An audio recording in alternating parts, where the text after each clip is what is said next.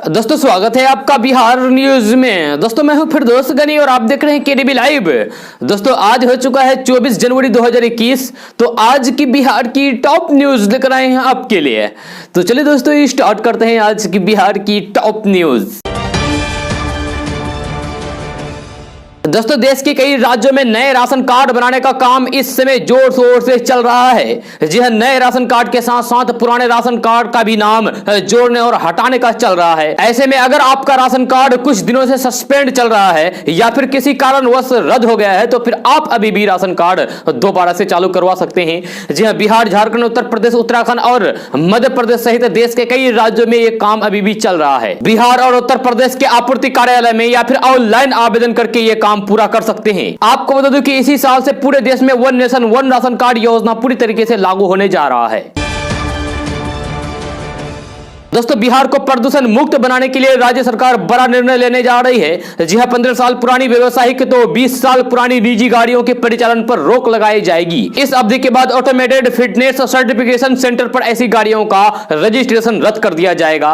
जी हां, पुरानी गाड़ियों को सड़क से हटाने का निर्णय केंद्र सरकार के स्तर पर लिया जा रहा है। देशव्यापी लिए जा रहे इस फैसले की जानकारी बिहार सहित कई राज्यों को दी गई है। केंद्रीय सड़क राजमार्ग एवं परिवहन मंत्रालय की ओर से तैयारियां की जा रही इस नीति का नाम कल स्क्रैपिंग पॉलिसी नाम रखा गया है। जी हां, नीति को पारित करने से पहले राज्य को इस पर अपनी अपनी राय देने को कहा गया है। प्रस्ताव के तहत पुरानी गाड़ियों को सड़कों से हटाने की पूरी तैयारी है। जी हां, पुरानी गाड़ियां कम से कम सड़कों पर दिखे, इसके लिए रजिस्ट्रेशन फ्री में अप्रत्याशित वृद्धि का प्रस्ताव तैयार किया गया है।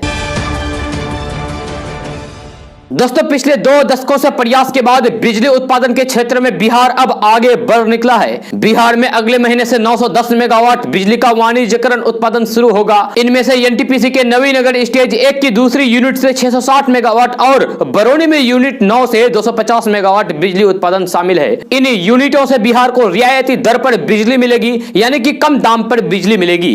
इसके अलावा मार्च 2021 में सुपौल में सौर ऊर्जा से 500 किलोवाट उत्पादन शुरू होगा। इन सभी यूनिटों में लगभग तैयारियां पूरी हो गई है। दोस्तों पिछले 3 हफ्ते में आटा, चावल, तेल से लेकर चाय पत्ती, प्याज तक के दाम में उछाल देखने को मिला है। जी हां, खुदरा बाजार में इस दौरान केवल आलू, टमाटर और चीनी के भाव गिरे हैं। उपभोक्ता मंत्रालय की वेबसाइट पर दिए गए खुदरा केंद्रों के आंकड़ों के मुताबिक 1 जनवरी 2021 की तुलना में 22 जनवरी 2021 को पैक पाम तेल 160 रुपए से बढ़कर करीब 112 रुपए, सूरजमुखी तेल 132 से बढ़कर 141 और फिर सरसों तेल 140 से बढ़कर 147 रुपए प्रति लीटर पर पहुंच गया है। वनस्पति तेल 5.5% महंगा होकर 105 से 110 रुपए प्रति लीटर पर पहुंच गया है। जी हां, इस दौरान प्याज की कीमतों में 12% बढ़ी है। 1 जनवरी को प्याज का औसत मूल्य 36 रुपए 46 पैसे किलो था, जबकि अब यह करीब 41 रुपए किलो पर पहुंच चुका है। जी हां, इस समय टमाटर के रेट में करीब 18% और फिर आलू के भाव में करीब 18% की कमी देखी गई है। यही नहीं, नमक के रेट में करीब 4% का उछाल आया है। जी हां, वहीं गुड़ पिछले 3 हफ्ते में 47 रुपए से बढ़कर 48 रुपए किलो पर पहुंच गया है। दोस्तों पश्चिम बंगाल में जैसे जैसे विधानसभा चुनाव के महीने नजदीक आते जा रहे हैं वैसे वैसे राजनीतिक दल अपना अपना दमखम दिखाने की कोशिश कर रहे हैं। प्रधानमंत्री नरेंद्र मोदी के बंगाल दौरे से ठीक पहले कल कोलकाता में नेताजी सुभाष चंद्र बोस की जयंती के मौके पर मुख्यमंत्री और तृणमूल कांग्रेस चीफ ममता बनर्जी ने पैदल मार्च का नेतृत्व किया। जी हां, साथ ही रैली को संबोधित करने से पहले शंखनाद भी किया। ममता बनर्जी श्याम बाजार से लेकर रेड रोड तक पैदल मार्च की है। इस दौरान उन्होंने बंगाल की राजनीति में मजबूती से उभर रही भारतीय जनता पार्टी यानी कि बीजेपी को अपनी ताकत दिखाने की कोशिश की है। जी इससे पहले ममता बनर्जी ने शुभेंदु अधिकारी के घर नंदीग्राम से चुनाव लड़ने की घोषणा की और रैली में अपनी ताकत दिखाने की कोशिश की। वहीं टीएमसी के चुनाव प्रबंधन की जिम्मेवारी संभाल रहे प्रशांत किशोर ने दावा किया था कि बंगाल में भगवा पार्टी यानी कि भारतीय जनता पार्टी धाई के अंक से ऊपर नहीं जाएगा। जी हां, आपको बता दूं कि भाजपा यह चुनाव पूरे दमखम के साथ लड़ने की तैयारी कर रही है। जी हां, केंद्रीय गृह मंत्री अमित शाह और बीजेपी के राष्ट्रीय अध्यक्ष जेपी नड्डा लगातार बंगाल का दौरा कर रहे हैं। भाजपा के दोनों ही शीर्ष नेताओं के हाल के बंगाल दौरे से तृणमूल कांग्रेस को काफी झटके लगे हैं। दोस्तों बिहार के पूर्व मुख्यमंत्री लालू प्रसाद यादव को रांची के रिम्स अस्पताल से दिल्ली एम्स शिफ्ट किया जाएगा। जी हां, रिम्स मेडिकल बोर्ड ने इसका निर्णय ले लिया है। रिम्स ने जेल प्रशासन को भी इसकी जानकारी दे दी है। जेल अधीक्षक हमीद ने इसकी पुष्टि की है। लालू प्रसाद यादव का हाल जानने के लिए राबड़ी देवी और बड़े भाई तेज प्रताप यादव के साथ रिम्स पहुंचे बिहार के नेता प्रतिपक्ष तेजस्वी यादव ने कल ही उनके स्वास्थ्य को लेकर गहरी चिंता जताई थी। तेजस्वी यादव ने कहा था कि परिवार बेहतर इलाज चाहता है। उन्होंने बताया था कि उनके पिता लालू प्रसाद यादव का पूर्व में यानी कि पहले का दिल का ऑपरेशन हो चुका है। जी हां, उन्हें शुगर है और किडनी सिर्फ 25% काम कर रही है। एक दिन पहले रात में निमोनिया की शिकायत हुई थी। जी हां, चेहरे पर काफी सूजन भी है। उन्होंने कहा है कि परिवार उनकी सेहत को लेकर काफी चिंतित है। सारी टेस्ट रिपोर्ट आने के बाद डॉक्टरों की सलाह से जो करना है किया जाएगा। जी हां, आपको बता दें कि शुक्रवार को ही बेटी डॉक्टर मीसा भारती भी अपने पिता लालू प्रसाद यादव से मिलने रांची पहुंची थी। जी हां, बिहार के पूर्व मुख्यमंत्री लालू प्रसाद यादव से मुलाकात के दौरान उनकी पत्नी और बिहार की पूर्व सीएम राबड़ी देवी भावुक हो गई। जी हां, मुलाकात के बाद रिम्स से बाहर निकलते समय लोगों ने उनकी आंखों में आंसू देखे। राबड़ी देवी पति के स्वास्थ्य को लेकर काफी चिंतित नजर आ रही थी। दोस्तों बिहार में संविदा पर काम कर रहे कर्मियों को लेकर नीतीश सरकार ने बड़ा फैसला लिया है। जी हां, नीतीश सरकार ने तय किया है कि कॉन्ट्रैक्ट पर बहाल कर्मचारी सरकारी सेवक नहीं माने जाएंगे। साथ ही साथ 1 महीने की नोटिस या फिर मानदेय देकर सरकार उनकी सेवा कभी भी खत्म कर सकती है। जी हां, राज्य सरकार ने कॉन्ट्रैक्ट के आधार पर बहाल करने के लिए नई गाइडलाइंस जारी कर दी है।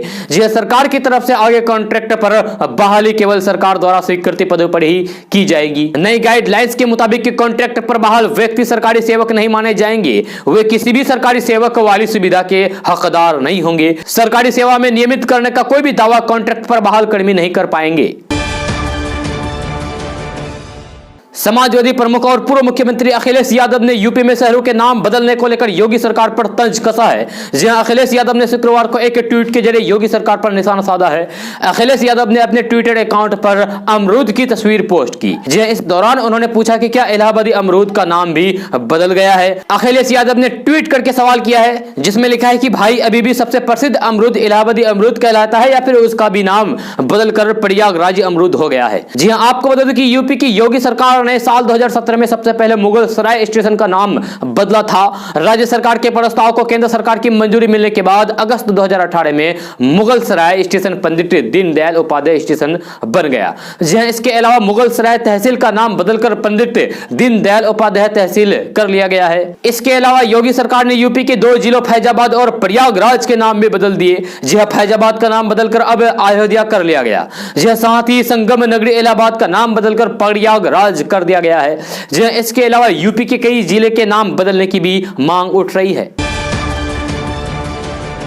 दोस्तों बिहार में चल रहा टीटी अभ्यर्थियों का आंदोलन अभी भी खत्म होता नहीं दिखाई दे रहा है। जी हां, आंदोलन कर्मियों की कल सरकार से बातचीत फेल हो गई।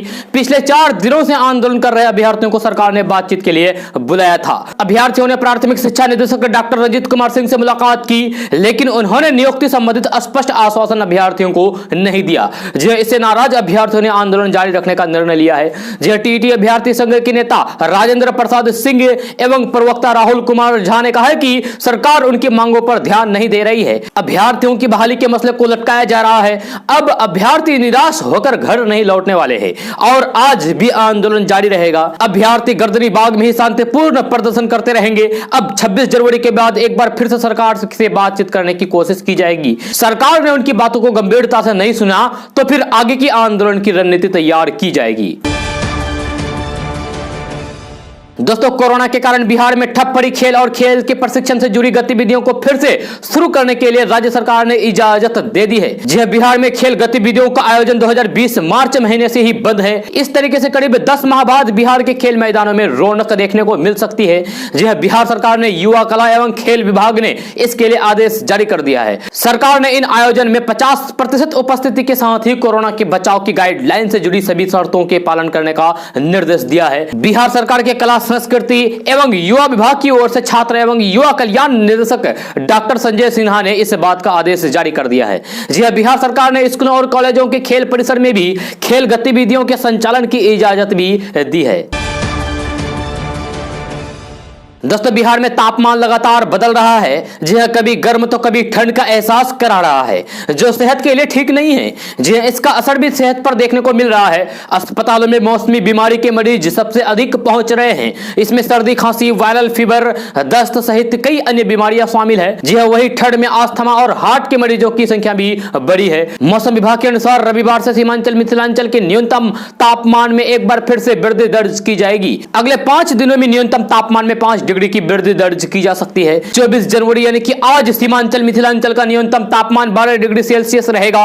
वहीं 28 जनवरी को बढ़कर 17 डिग्री सेल्सियस हो जाएगा। हालांकि अभी सुबह में कोहरा और धुंध से निजात नहीं मिलने वाली है। जी हां, कोहरा और धुंध बरकरार रहेगा। इस दौरान अगर आप घर से बाहर निकलते हैं तो फिर विशेष सावधानियां बरतने की जरूरत है। जो थोड़ी सी भी लापरवाही महंगी पड़ सकती है। दोस्तों होली से पहले या फिर उसके बाद यात्रा करने वाले यात्रियों के लिए रेलवे ने ज्यादातर महत्वपूर्ण ट्रेनों के फेरे बढ़ा दिए हैं। जी हावड़ा धनबाद गया और हावड़ा पटना दिल्ली लाइन की सभी ट्रेनों के फेरे एक बार फिर से बढ़ा दिए गए हैं। रेलवे अधिकारियों की माने तो अब ट्रेनें चलती रहेगी। स्पेशल बनाकर चलाई गई ट्रेनों का परिचालन ऐसे ही विस्तार देकर जारी रहेगा। जी ऐसे में अब होली के दौरान सफर का प्लान बना रहे हैं तो फिर यात्री बेफिक्र होकर टिकट बुकिंग करा सकते हैं। जी रेलवे ने जिन ट्रेनों के फेरे बढ़ा दिए हैं उसमें हावड़ा से धनबाद होकर चलने वाली बाजमेर स्पेशल ट्रेन, जी हां, गोमो होकर चलने वाली भुवनेश्वर आनंद विहार स्पेशल ट्रेन समेत कई अन्य ट्रेन भी शामिल है। दोस्तों वायुसेना में देश की सेवा करके रिटायर हुए सहरसा जिला के मकुना गांव के तेजेंद्र राय अब सब्जी की खेती करके किसानों के लिए मिसाल बन गए हैं। इनकी देखरेख में यहां ही नहीं बल्कि आसपास के कई गांवों के दर्जनों किसान सब्जी की खेती करके आर्थिक रूप से मजबूत हो रहे हैं। यह खास बात यह है कि बिना रासायनिक खाद और कीटनाशक के प्रयोग से वे खेती कर रहे हैं। आपको बता दूं कि किसान इंटरनेट से खेती की तकनीक से जानकारी लेकर उसे अपना रहे हैं और आज लाखों रुपए महीने कमा रहे हैं। जी हाँ, तो दोस्तों मेरे कहने का मतलब यह साफ है कि हमारे बिहार में सबसे अधिक रोजगार की कमी है। ऐसे में आप भी इंटरनेट के गूगल, यूट्यूब से इसी तरीके का आइडिया लेकर खेती या फिर किसी भी काम को शुरू कर सकते हैं और अपनी बेरोजगारी दूर कर सकते हैं। दोस्तों क्या आपको मालूम है कि दरभंगा के डीएम त्यागरंजन एसएम एक डॉक्टर भी हैं? जी हां, दरभंगा के डीएम त्यागरंजन एसएम एक डॉक्टर भी हैं और वह इस कोरोना काल में एक डीएम होने के साथ साथ डॉक्टर होने का भी धर्म अदा किया। जी हां, ऐसे में तो इस काम के बदले उन्हें कोई भी मेवा नहीं मिलता, फिर भी ये कोरोना संक्रमितों की सेवा करते रहे। जी हां, तमाम व्यवस्थाओं के बीच समय निकालते रहे। दरभंगा के जिलाधिकारी डॉक्टर त्यागरंजन एसएम की यह कहानी प्रेरणा देती है। मानवता की सेवा के प्रति लगाव की वजह से ही उन्होंने मेडिकल की पढ़ाई की, फिर आगे के पद की ओर अग्रसर हुए। कोरोना संकट के दौर में एक जिलाधिकारी के साथ साथ यानी कि एक डीएम के साथ साथ एक डॉक्टर के रूप में उनकी भूमिका सराहनीय रही। जब कोरोना संक्रमण चरम पर रहा तब ये एक चिकित्सक के तौर पर लोगों को सलाह देते रहे, यह दवा की व्यवस्था कराने में लगे रहे। एक पैर क्वारंटाइन सेंटर, अस्पताल, आइसोलेशन सेंटर में रखा तो दूसरा अपने आवास पर। यह कोरोना संक्रमितों का हाल जानना, उनकी जिंदगी को सुरक्षित करना लक्ष्य था। यह कोरोना खतरे के बीच बाढ़ ने जिले में दस्तक दी। वे खतरे वाले सभी स्थानों पर गए, लोगों के प्राण रक्षा की। इस दौरान वे खुद 16 सितंबर 2020 को संक्रमित हो गए।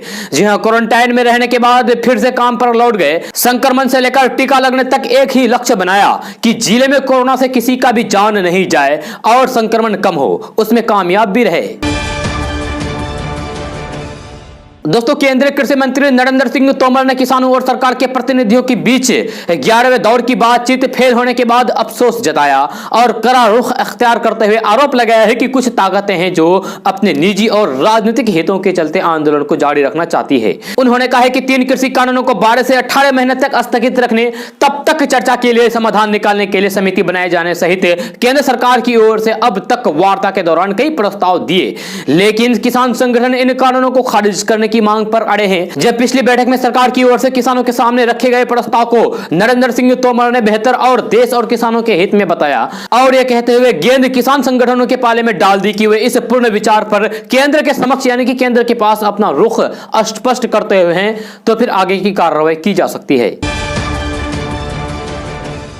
दोस्तों, नए कृषि कानूनों के खिलाफ आंदोलन में शामिल होने वाले पंजाब के किसानों के लिए कैप्टन अमरिंदर सिंह की सरकार ने बड़ी घोषणा की है। जी हां, पंजाब के मुख्यमंत्री कैप्टन अमरिंदर सिंह ने शुक्रवार को किसान आंदोलन के दौरान जान गंवाने वाले लोगों के परिवारों के एक एक सदस्य को नौकरी देने का ऐलान किया है। साथ ही पंजाब सरकार की ओर से जान गंवाने वाले किसानों के परिवार को 5-5 लाख रुपए का मुआवजा भी दिया जाएगा। एक समाचार एजेंसी की रिपोर्ट के अनुसार पंजाब के सीएम कैप्टन अमरिंदर सिंह ने कहा है कि मुझे जानकारी मिली है कि कृषि कानूनों के विरोध में दिल्ली की सीमाओं पर आंदोलन कर रहे 76 किसान इस दुनिया को अलविदा हो चुकी। उन्होंने घोषणा करते हुए कहा है कि किसान आंदोलन में जान गंवाने वाले पंजाब के किसान के एक एक परिवार के एक सदस्य को सरकारी नौकरी देंगे।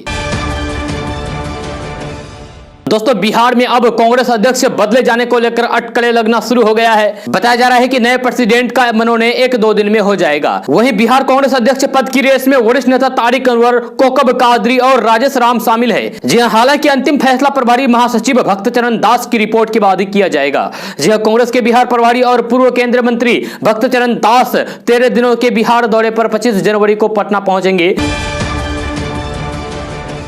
बीजेपी के राष्ट्रीय अध्यक्ष जेपी नड्डा ने कल देश में कोरोना से संक्रमित मरीजों की संख्या में गिरावट दर्ज होने को लेकर केंद्र की सरकार के प्रयासों की सराहना की है। जी हां, भाजपा अध्यक्ष जेपी नड्डा ने कहा है कि केंद्र की मोदी सरकार के प्रयासों से आज भारत कोरोना के खिलाफ जंग में बड़ी कामयाबी की तरफ बढ़ रहा है। जेपी नड्डा ने कहा है कि लॉकडाउन लगाकर देश को तैयार किया गया है, जिसका नतीजा आज सभी के सामने है। जी हां, जेपी नड्डा ने साथ ही कहा है कि लॉकडाउन के दौरान हमारे पास प्रतिदिन 1500 कोरोना टेस्ट करने की क्षमता थी। बीते साल कोरोना महामारी के मद्देनजर लॉकडाउन लगाकर देश को तैयार किया गया। आज भारत के पास 10 लाख कोरोना टेस्टिंग करने की क्षमता है। यह लॉकडाउन की खूबी है। दोस्तों, जदयू के प्रदेश अध्यक्ष उमेश कुशवाहा ने शुक्रवार को कहा है कि विधानसभा में नेता प्रतिपक्ष तेजस्वी यादव रोजगार के नाम पर घड़ियाली आंसू बहा रहे हैं। अस्थायी रोजगार और अस्थायी नौकरी के मुद्दे पर उन्हें बोलने का कोई भी अधिकार नहीं है। जी हां, राजद शासनकाल में स्थायी नौकरी के अवसर को खत्म किया गया। उस दौरान विधि व्यवस्था की स्थिति किसी से छिपी हुई नहीं है। राजद के शासनकाल में संवेदनशीलता नाम की कोई चीज ही नहीं थी। उमेश कुशवाहा ने कहा है कि मुख्यमंत्री नीतीश कुमार ने जब से सत्ता संभाली है तब से लगभग 8 लाख से अधिक लोगों को अस्थायी संविदा पर नियोजित किया है। चरणबद्ध तरीके से उनकी सेवा शर्तों में सुधार करके उन्हें सहूलियत दी जा रही है। दोस्तों, बिहार में शराब माफिया पंचायत चुनाव लड़ने की तैयारी कर रहा है। जी हां, वह अपनी हैसियत के अनुसार जिला परिषद से लेकर वार्ड सदस्य पद के चुनाव लड़ने की तैयारी में जुट गए हैं। जी हां, इधर धंधे से जुड़े गांव मोहल्ले में शराब की होम डिलीवरी करने वाले भी अपने आका को जिताने की होड़ में लग गए हैं। माफियाओं के चुनावी मैदान में उतरने की चर्चा से रसूखदार भावी प्रत्याशियों में हरकंप की स्थिति है। शराब माफिया ग्रामीण सत्ता को हथियाने के लिए प्रखंड प्रमुख, जिला पार्षद, मुखिया, पंचायत समिति से लेकर वार्ड सदस्य तक के पद पर अपने और सिंडिकेट में शामिल लोगों को जिताने के लिए शराब माफियाओं ने अभी से ही साठगांठ करना शुरू कर दिया है। तो दोस्तों, आपसे एक सवाल है कि अगर ऐसे लोग चुनावी मैदान में जनप्रतिनिधि बनने के लिए आते हैं तो आप ऐसे लोगों को वोट देंगे या नहीं? कमेंट करके जरूर बताइए। और यह भी कमेंट में लिखिए कि ऐसे लोगों पर सरकार की ओर से इलेक्शन लड़ने के लिए पाबंदी लगनी चाहिए या फिर नहीं। इस सवाल का जवाब कमेंट बॉक्स में जरूर दीजिए। दोस्तों, कोरोना काल में आर्थिक संकट से जूझने के कारण बिहार सरकार इस साल टैक्स में बदलाव करने का प्लान बना रही है। जी हां, सरकार अब टैक्स में बढ़ोतरी की संभावना पर विचार कर रही है। जी हां, यानी कि अब आपके पॉकेट और भी ढीली हो जाएगी क्योंकि सरकार ज्यादा टैक्स वसूलेंगे। जी हां, सरकार अब टैक्स में बढ़ोतरी की संभावना पर विचार कर रही है। इसके लिए विभागों से प्रस्ताव मांगे हैं। वही अब सरकार विशेषज्ञों की मीटिंग बुलाने जा रही है। जी हां, जो करों को लेकर यानी कि जो टैक्स को लेकर सरकार को सुझाव देगी। बिहार में बजट सत्र की शुरुआत होने वाली है, जिसे लेकर सरकार की तैयारियां तेजी से चल रही है। वहीं कोरोना के कारण सरकार आर्थिक संकट से गुजर रही है, जिससे उबरने के लिए अब टैक्स में भी बदलाव की तैयारी है। राज्य सरकार ने विभागों से प्रस्ताव भी मांगा है। साथ ही अब विशेषज्ञों की बैठक भी होने जा रही है।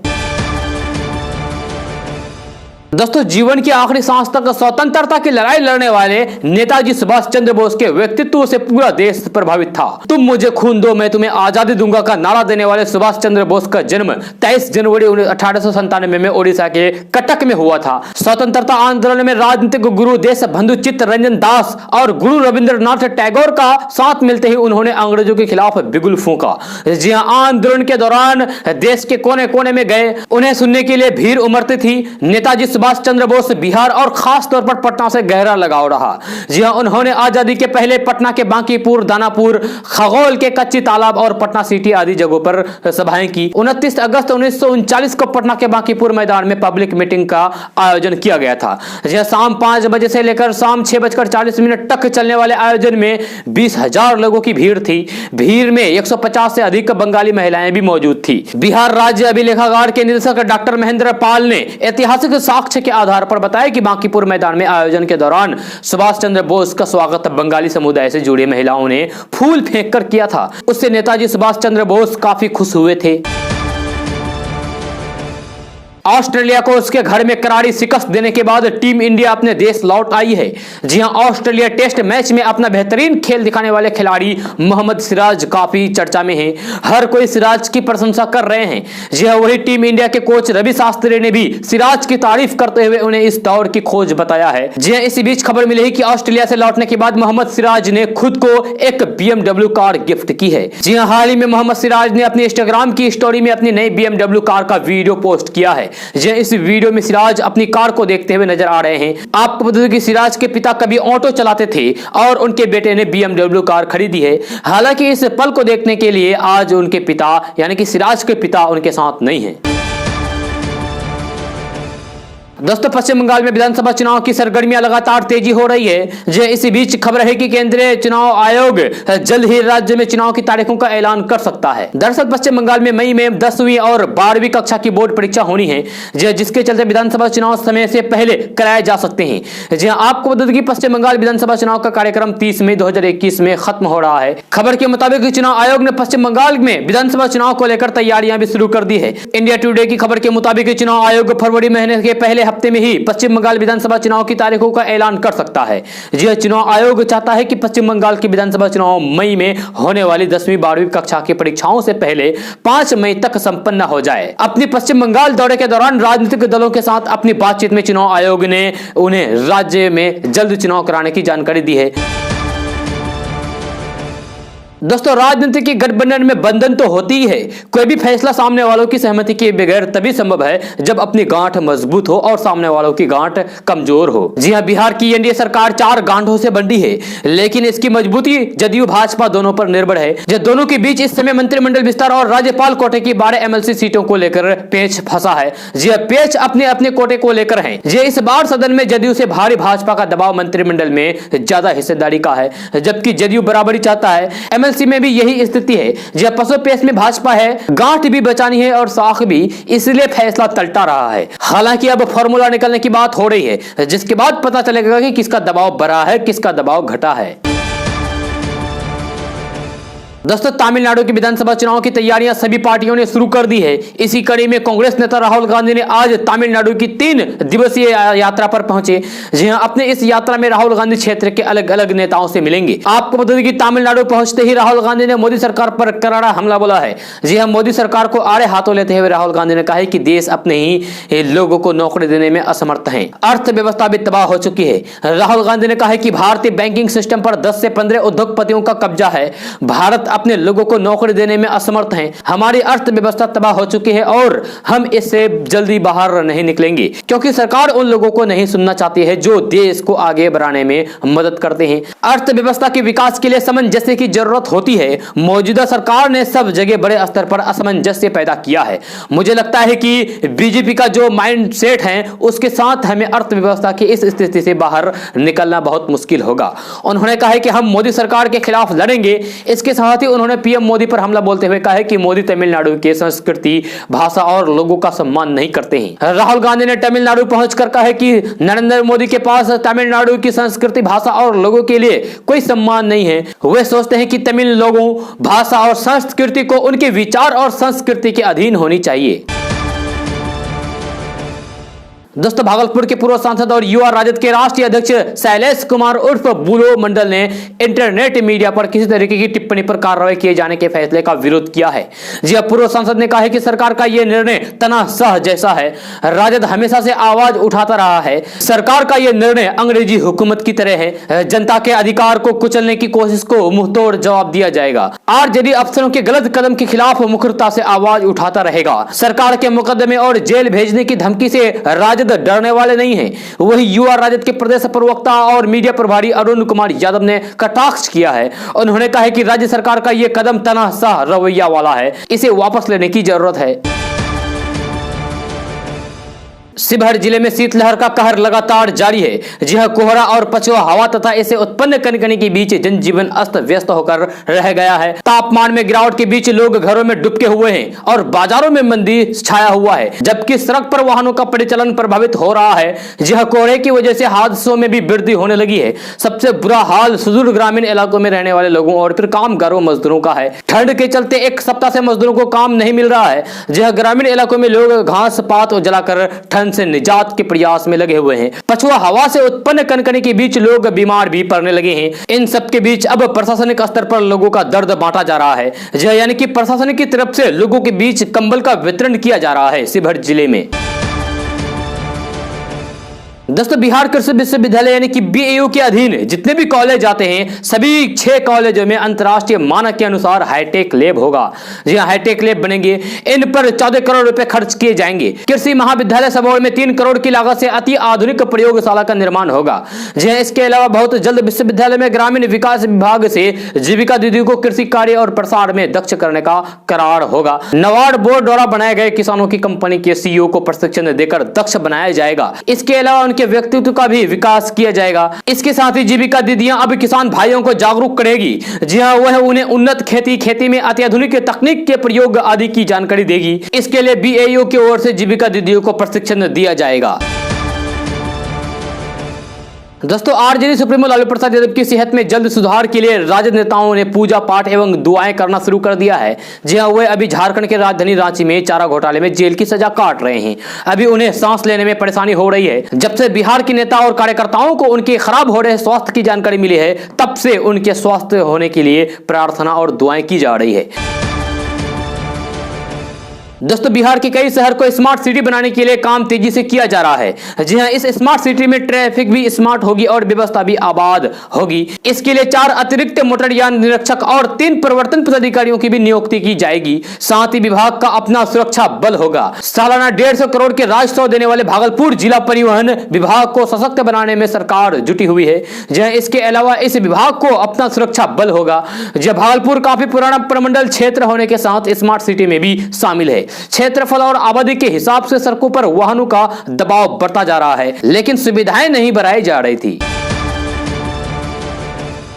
दोस्तों, मोबाइल पर गूगल सर्च को यूजर्स के लिए आसान बनाने के लिए कंपनी ने मोबाइल गूगल सर्च को रिडिजाइन किया है। जी हां, आने वाले दिनों में यूजर्स को यानी कि आपको मोबाइल पर गूगल सर्च का अलग फॉर्मेट दिखेगा। दिग्गज कंपनी गूगल ने इस बारे में अपने ब्लॉग पोस्ट में जानकारी दी है। जी हां, गूगल के डिजाइनर ने बताया कि नए फॉर्मेट को लाने का मकसद यूजर्स का ध्यान सर्च कंटेंट पर रखना है, जिससे यूजर्स आसानी और जल्दी से अपनी खोजी हुई जानकारी पर पहुंच सके। जी हां, इसके लिए डिजाइनर ने बड़े और बोल्डर टेक्स्ट यूज किया है। साथ ही सेक्शन टाइटल्स का साइज भी बढ़ा दिया है, जिससे यूजर्स को अच्छी सर्च एक्सपीरियंस मिल सके। गूगल मोबाइल सर्च फॉर्मेट को सुंदर बनाने के लिए अपने खुद के फॉर्मेट को भी ऐड कर रहा है, जो आपको एंड्रॉइड और फिर जीमेल पर दिखाई देगा। दोस्तों, पश्चिम बंगाल की मुख्यमंत्री ममता बनर्जी ने मांग की है कि देश में 4 राजधानियां होनी चाहिए। जी हां, अभी देश में एक ही राजधानी है, दिल्ली, लेकिन ममता बनर्जी ने कहा है कि 4 राजधानियां होनी चाहिए। नेताजी सुभाष चंद्र बोस की 125वीं जयंती के मौके पर राजधानी कोलकाता में एक रैली को संबोधित किया। जी हां, इस दौरान ममता बनर्जी ने कहा है कि मेरा मानना है कि भारत में 4 राजधानियां होनी चाहिए। अंग्रेजों ने पूरे देश में कोलकाता से शासन किया, हमारे देश में केवल एक ही राजधानी क्यों होनी चाहिए? आपको बता दूं कि इससे पहले नेताजी की जयंती पर टीएमसी सुप्रीमो नेताजी सुभाष चंद्र बोस की जयंती को पराक्रम दिवस के रूप में मनाने को लेकर बीजेपी पर निशाना साधते हुए कहा है कि हमने आज देश नायक दिवस मनाया है। रविंद्रनाथ टैगोर ने नेताजी सुभाष चंद्र बोस को देश नायक कहा था, यह पराक्रम क्या है? सीएम ममता बनर्जी ने साथ ही कहा है कि जब नेताजी सुभाष चंद्र बोस ने इंडियन नेशनल आर्मी का गठन किया तो उन्होंने गुजरात, बंगाल, तमिलनाडु के लोगों सहित सभी को साथ लिया। वे अंग्रेजों की फूट डालो और राज करो नीति के खिलाफ खड़े थे। दोस्तों देश में लगातार दूसरे दिन 15,000 से कम कोरोना केस आए हैं। जी हां, पिछले 24 घंटे में 14,256 नए कोरोना के केस सामने आए हैं और 152 लोगों की संक्रमण के चलते जान चली गई। जी हां, स्वास्थ्य मंत्रालय के ताजा आंकड़े के अनुसार 24 घंटे में 17,130 लोगों को अस्पताल से छुट्टी मिली है। इसी के साथ देश में कोरोना के कुल मामले बढ़कर 1,06,39,684 हो गए हैं।